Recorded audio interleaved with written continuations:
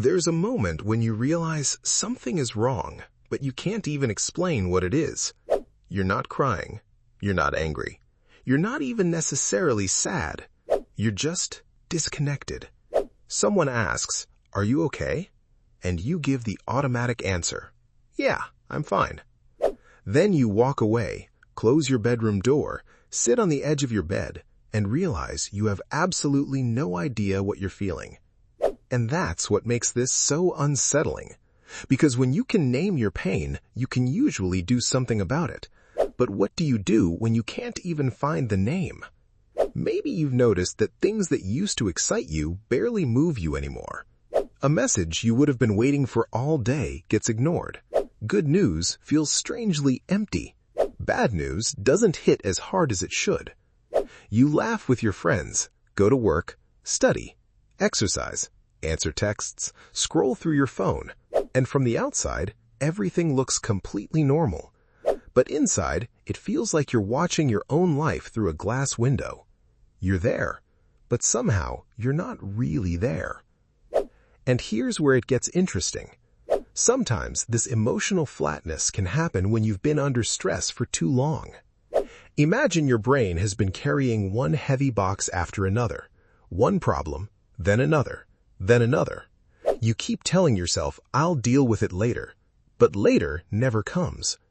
Eventually, your mind may start struggling to process everything at once, and instead of turning every emotion up, you may begin turning some of them down. Not because you're heartless, not because you suddenly stopped caring, but because you may simply be overwhelmed. And strangely, one of the first places you notice this is in the smallest decisions. What do I want to eat? Do I want to go out tonight? Do I actually like this person? What do I want to do with my life? Questions that should be easy suddenly feel exhausting. Someone asks what you want, and you say, "I don't care." But maybe you do care. Maybe you're just too mentally exhausted to figure out what you want. And then you become really good at pretending. You smile because everyone else is smiling. You laugh at the right moment. You answer, "I'm good." You show up when you're supposed to show up. You become an expert at performing the version of yourself that everyone recognizes. But eventually, the performance ends. You get home. The door closes. The room gets quiet. Your phone is sitting beside you. And suddenly, there's nothing left to distract you from yourself. That's when the silence can feel louder than any conversation. You stare at the ceiling and think, "Why am I like this?" And the harder you search for the answer, the further away it seems. But maybe you're asking the wrong question. Maybe instead of asking, "What's wrong with me?" you need to ask, "What have I been carrying?" Because your body may have been answering that question long before your mind could. Maybe your shoulders are constantly tense. Maybe your stomach feels tight. Maybe you're exhausted after sleeping. Maybe you feel restless the moment you have nothing to do. Maybe you keep reaching for your phone because silence feels uncomfortable. These signals don't tell you exactly what you're feeling, but they can tell you that something deserves your attention. So stop demanding the perfect answer from yourself. Don't ask, "What exactly am I feeling?" Start smaller. Ask, "What's the closest word?" Tired? Lonely? Irritated? Overwhelmed? Disappointed? Anxious? Bored? Numb? You don't need to be completely certain. You just need to get close enough to start listening. And then try something surprisingly simple. Pause. Put the phone down. Take 10 seconds. Ask yourself 3 questions. What happened? What did I expect to happen? And what do I need right now? Maybe you expected someone to care, and they didn't. Maybe you've been saying yes when you wanted to say no. Maybe you're angry about something you keep pretending doesn't matter. Maybe you're grieving a version of your life you thought you would have by now. Or maybe you're simply exhausted. Sometimes the emotion hiding underneath "I don't care" is actually "I can't keep doing this."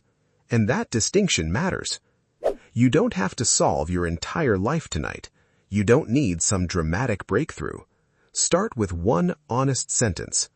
Open a notebook and write, "Right now, I think I feel, and finish it.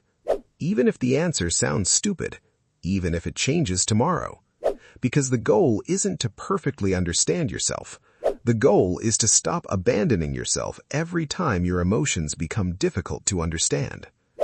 And if this emotional numbness or disconnection keeps happening for a long time, becomes intense, or starts interfering with your everyday life, reaching out to a qualified mental health professional can be a worthwhile step. You don't have to figure everything out alone, because you are not broken. You may simply be carrying emotions you never had the time, safety, or space to process. So tonight, when the room gets quiet and that familiar emptiness shows up again, don't immediately run from it. Don't drown it in another video. Don't tell yourself you should be stronger. Just sit there for a moment and listen.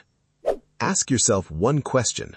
What am I feeling that I haven't allowed myself to feel?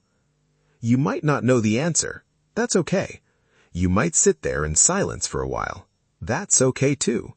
Because sometimes reconnecting with yourself doesn't begin with finding the perfect explanation.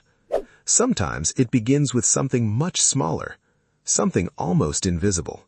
The decision to finally stop saying, "I'm fine," when a quieter part of you is whispering, "I'm not."